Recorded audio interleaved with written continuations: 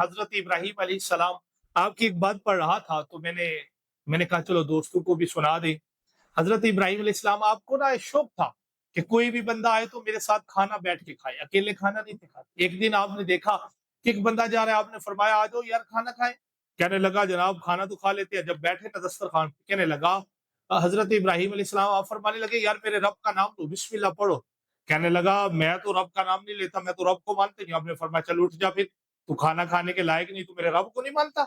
جب چلا گیا نا آواز ہے ابراہیم میرے بندے کو ناراض کر دیا، بلاؤ اسے۔ آپ نے عرض کیا باری تعالیٰ وہ تیرا نام نہیں لیتا۔ رب نے فرمایا وہ اتنی دیر سے میرا نام نہیں لیتا تو میں اسے لنگر دے رہا ہوں۔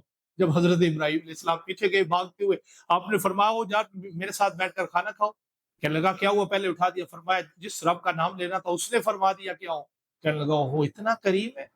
کہنے لگا میں نے بھی اسے مان لیا۔ ہاں دیکھیں حضرت ابراہیم علیہ السلام جب کسی سے آپ محبت کریں گے، پیار کریں گے تو پھر وہ بھی آپ سے پیار کرے گا، وہ بھی آپ پھر رب کو ماننا شروع کر دیا۔ اللہ تعالیٰ سے دعا ہے کہ میرا مالک ہمیں بھی ایسے کام کرنے کی توفیق عطا فرمائے کہ لوگ ہمارا کردار دیکھ کر کہیں کہ یہ کوئی عام نہیں، یہ محمد عربی کے غلام۔ اللہ تعالیٰ عمل کی توفیق عطا فرمائے، آمین بجائے